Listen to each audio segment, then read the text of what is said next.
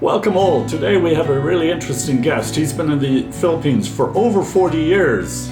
He has had multiple marriages. He has organized visas for the US for thousands. If you're thinking about a visa for your Filipino partner, then Mike at Olvis is your man. Also, look for a special offer at the end of this video. He will give you 10% discount on fees for K1, IR1, CR1, and adjustment of status. Let's get on with the show. Well, hello everyone, and here we are. Where are we? We are outside Ayala Mall. Ayala Mall, Beau's Cafe, a very frequented spot here. And we have with us Mike Tessitore from Olvis Immigration Visa Services in Cebu. Olvis, and you've been here for 1 or 2 years, Mike, right? Or a few more. I've been in Ayala for about 15, but I've been in the Philippines for, well, I came in 1978, but I started actually full-time here in 1980. So it's, Hi. I've been here a while. Passing by. You can come and say hello to the camera if you want. No? Okay. Cute, huh? Yeah. Bye. You can't see her, but that was a passerby, folks, who They're wanted all to say hello excited. to Mike. Yeah. So anyway, Yeah. So you've been here, wow, that's 45 years odd. well, I like to just figure 40, but Yeah, 40. Okay. Well, yeah, 40. That's more than most people have lived. Yeah. Hey, yeah. Yeah. I'm 83 years old, for Christ's sake. You know? 83, my God. Okay. Now, you did mention Olvis Immigration. You are a very well-known character around these parts Yeah. because you've brought many, many people into the U.S., I believe. Yeah? Yeah, thousands of them, actually. Thousands. Wow. Yeah. We do the fiancée and spousal visas and alien relative petitions and the adjustment of status once they get to the United States. So they get their green card, et cetera, work permit, all that stuff. Yeah. I guess as an American, you have a bit of an inside track. So, Yeah, you know, a lot of people try and do what we do, but they're either all Filipinos or they're all American. yeah. And the way we work is, I'm an American, I work with the Americans, but the girls, the ladies in the office, they work with the Filipinos and they speak their language. They understand how they're thinking. The ladies that come into the office are willing to communicate with them because, you know, those girls come in, you think they want to talk to some fat, ugly American? Yeah, no, and as you say, a lot of people talk about how great it is to have a common language here, English, but actually there's still some communication issues, even though we speak the same language, right? I always... It's like they say about the UK and America, you know, two great nations separated by a common language. That's exactly right, yeah. And you know, the way I usually tell the girl, I say, what time is it? And they say, yes. Then I know we got a problem, you know. But It's a good one to remember. I had a lady I was briefing one time, and I said, do you understand what I'm saying? And she said, listen, Buster, she said, I've been a school teacher for 27 years, and I didn't just fall off a turnip truck. Can you believe she said that? And I said, oh my God, okay, you must really understand. And she went out in the hallway, walked up to her girlfriend and said, do you know what he's saying? He talks too fast, he uses too much slang. They don't think I understand them, see? And sometimes I don't, but, you know, after you've been here a while, you can pretty much get a picture of it. Yeah, I guess you've picked up some Tagalog or some Visayan over the years. A little bit of both, yeah. Yeah. And you have a partner who's a Visayan speaker, right? Yeah. For many years, yeah. Do you want to tell us about that one, or is that About which one? your partner? Well, My beloved spouse? yeah. Well, if I get into the story about how I came to the Philippines to start with, that's a long one. Okay. Well, we have, 10 minutes, 15 minutes max? Well, we can handle that. We've already used up 5, so. I was in the 97th General Hospital in Frankfurt, Germany, when I was 17 years old. So you're in the military. I had a Filipina nurse, most beautiful girl. I was so in love with her. I never touched her, never held her hand, nothing. But I was in love with It's a her. very easy place to fall in love, right? When Oh, you're in a yeah. hospital bed and you have a beautiful, I mean, caring Filipina. Oh, leading over God, she was wonderful. Well, when I went home, for all those years, I never forgot that girl. I still don't know her name, can't remember her name. you. Uh-huh. But after being married many times and several divorces, well, We will not say how many, right? no, we don't want to say how many. Okay. But You have to after, meet Mike in person to ask him how many. yeah, that, Come and ask for his visa services. I'll give you the He'll tell secret how then. many. Yeah. But she had invited me to the Philippines. And way down the road, 30 years later, I'm talking to this military guy who just returned from the Philippines. He invited me to his home for dinner with his wife. She was a Filipina. She started showing me her girlfriends. I said, oh, there's a cute one. He says, would you like to write to her? I said, no, but I'll have her write to you. Okay. So she did. And I came over here, and about 40,000 feet over Hawaii, I started wondering, what the hell are you doing? Are you out of your mind? Nobody flies 7,000 miles to meet some girl. Well, I did. And I ended up marrying her. Oh, and that was Yeah. a long time ago now. That isn't the one I'm married to now, though. Oh, okay. Well, She was number, quite a few numbered. that's where you have to come visit Mike in person. But my present wife I've been married to for 27 years. That's wonderful. Filipina. They're the best. Awesome. Yeah, that's a great love story. Now, speaking of love stories and happy endings, what percentage would you say of your, what should we call them, U.S. immigrants end up happy? The actual percentage, no matter what anybody tries to tell you, they will tell you, oh, the divorce rate is less than 6% between Filipinos and Americans.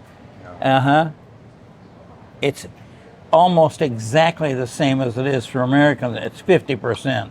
Okay, so And it's not, based on different things, I think, but normally it's some guy that comes over here that couldn't pick up a woman in a whorehouse with a fistful of $100 bills, that comes over here and he don't know how to handle women, and he finds some girl that's desperate to get out of the country and she marries him, yeah. and that kind of stuff happens. Yeah, that's very relatable because, you know, frankly, a lot of the guys here are escaping something, whatever it is. They're not always in the best of shape themselves. And, Yeah, know, that's true. And then some of the girls aren't good either. yeah, so it's Yeah. a combination. So- Yeah. But You got to be careful, you know. Like I tell everybody, I said, if she asks you for money, get another girl.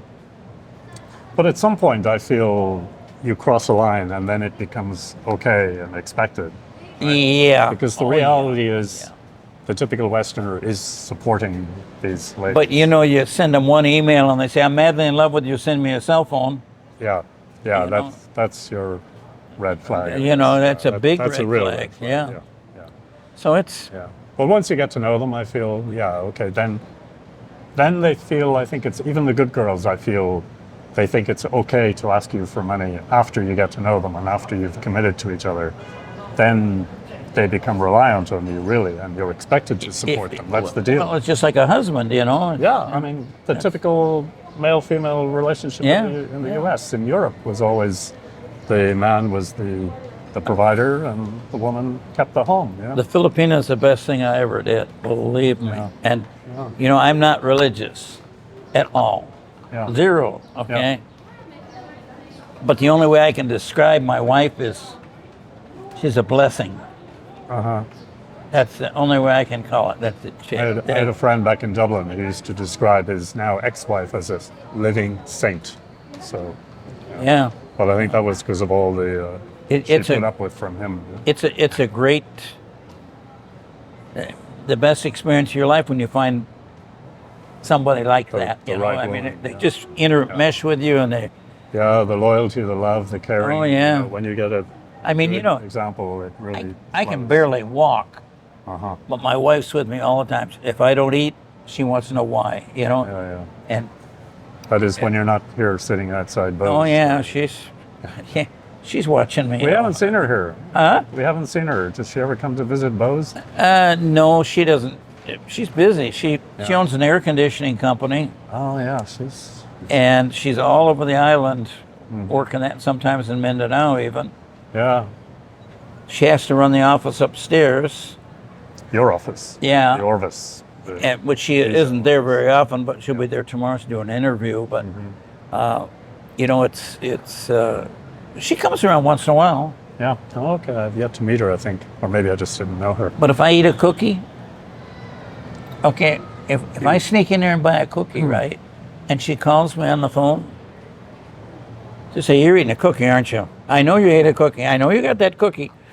Well, from my experience with Mike here, that's a pretty safe accusation to make because every day I see him, he has a Cookie. Snickerdoodle. Snickerdoodle, yeah. Specifically. I like the darn We'll cookies. give a plug to the, is it the mill you go to get Huh? that? Is it the mill you go to? What cookie shop do you go to get that Snickerdoodle? The mill The downstairs. mill, yeah. That's a good place. the mill that's- lifestyle cafe, yeah. I expect to start getting free ones because the lady who owns the place is related to one of the ladies in our Lions Club, and she's always giving us stuff. You know, she went to Manila and bought me a 20-pound block of Parmesan cheese, for God's sake, Wow, that's and paid for it, that's quite a gift here. and yeah. shipped it up here in a refrigerated box. Wow, I amazing. mean, they're just nice people. Now you mentioned the club there. You're pretty heavily involved in a club in The Rotary Cebu. Club and the Lions Club, both. Yeah, Yeah. Anything you want to say about them, or is that something you just like to keep Well, quiet on the side? Or They do a great service for the Philippines. I'm what they call the International Service Director. nice title. Huh? Nice title. Yeah, but I really don't do anything.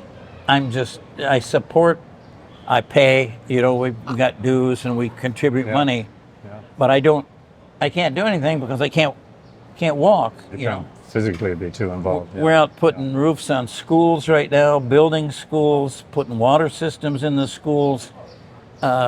We have book projects where we build whole libraries with ship containers of books So- from Canada. Geographically, is that mostly in Cebu City or around All Cebu the island, yeah, the whole island. In fact, we around did Cebu Island. a couple of fire trucks to Manila. We did one fire truck from Canada to the base out here. I think two here in Cebu, Which base? When you say base, what do you mean? the Air Force Base out here. Air Force. Yeah. I wasn't even aware that existed. Yeah, they got a firefighters without borders, they call them, Ah, okay. and they contribute outdated fire trucks and fire equipment to us. So all these fire trucks you see, many of them are contributed by Oh, interesting. through the Rotary and the Lions. Yeah. So what's the happiest story from your life in the U.S. immigration business? The happiest. I like to dwell on the happy side of life. I'll give you a good one. Yeah. I had this fella come over and he married this gal, right? Yeah. And they had a son. In the U.S. No, here. No, here in the Philippines. Okay. Yeah. And he went to a lawyer and they filed the paperwork and it failed because she said something at the interview. I don't know what it was, but it didn't fly right with him. So then he applied again on his own and it failed. Then he applied with an attorney again and it failed. And finally he mentioned it to me. When you say applied, he's applying for a K-1 or a spousal? Spouse visa. Spousal visa. They were Yeah. already 3 married. times he got denied. So finally I said, hey, let me sit there. There's no reason they should be denying you. And he said, well, they say, well, I don't have an established relationship. I don't have this. I don't have that. And I only come over to visit her once or twice a year because he can't get off work. He works, see, and he sends all his money to But her. he's married to her. Yeah. Yeah. Okay. So I said, well, let me do it. So we went to Leyte and we collected affidavits and statements from everybody in that city that she lived in. She was in Ormoc. The mayor, the barangay officials, the police, everybody that was important, including the hardware store where they bought all their stuff to build their house with and everything. Now, this is over a 7-year period that hasn't been able to get her, right? Poor guy. The kid's 7 years Poor wife, old. too. He's not even able to get to see my son, for God's sake. I filed that with 30 pounds of paperwork. It was that thick, honest to God. We sent that by FedEx to USCIS. Yeah. They approved it. Got it. Wow, well done. And, 7 years later. And yeah. they are so happy. But sometimes you have to overwhelm with facts because they don't like to understand. And they were a true couple. It's a terrible shame they had to wait 7 years, but good job on your part. They were a real couple. And I think what it was, I think what happened when she went to her first interview, they said, why do you want to go to America? And she said, I want to see America, or something like that. They say the wrong thing in that interview, it turns them off. Yeah, it's very easy to say one little thing that's And I wrong. think she turned them off. Yeah. You know, a nice gal, super nice people. Geez, and they were so grateful, so happy, and Yeah. I felt so good. I mean, I felt like, hey, I like to fight with the embassy. Oh. I like You're a brave guy, yeah. Yeah, I don't go. Wow. I don't go talk to them. We, in our Rotary Club, we meet the ambassadors all the time when they come, new ones, but we don't let them know what we do, and we don't have any. You don't try and do stuff like that. Any funny stuff. But Yeah. when it comes down to the paperwork, I like to fight with them.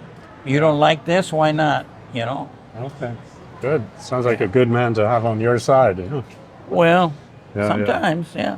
So what about the other side of the coin? All the drama that it's going on right now, especially in Dumaguete. Do you have any opinion on that?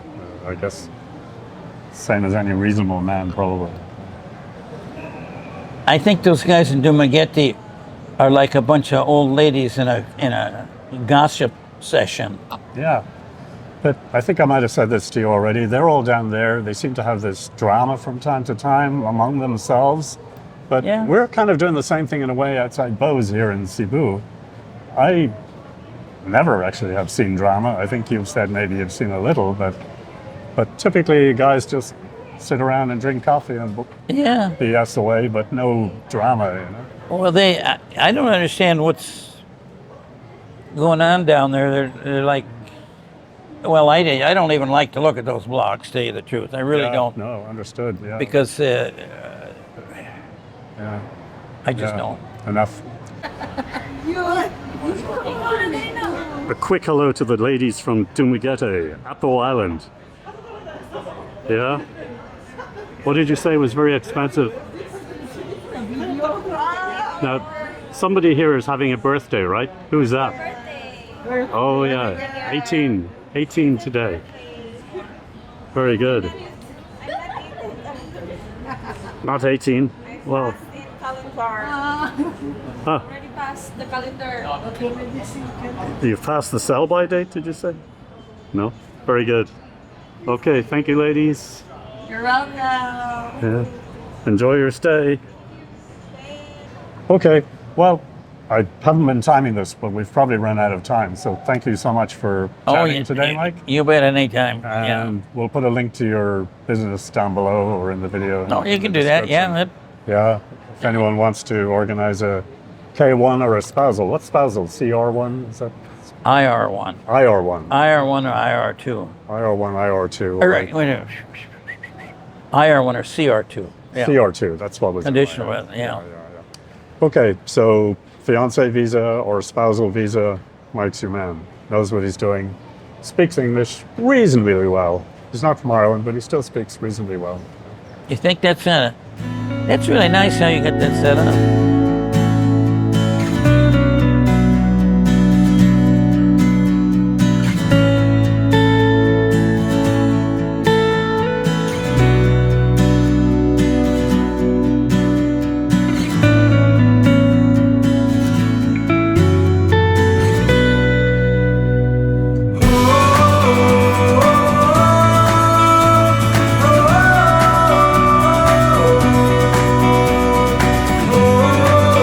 Yeah, now it's recording, see? So the remote works, now we'll turn off. Oh, we're not recording anymore, are we? All right, we're done now. We'll cut it. That's a nice little setup. So before we sign off fully, Mike has offered a generous discount of 10% on all fees for K1, CR1, IR1, and adjustment of status to anyone quoting the code BrokerBasil. It's on your screen right now. Remember, BrokerBasil is the code for 10% discount. So get in touch if you have any interest. All info is on the screen now and in the description below. Contact Mike in his office anytime. Thanks for watching. And good luck with getting your Filipino partner a visa.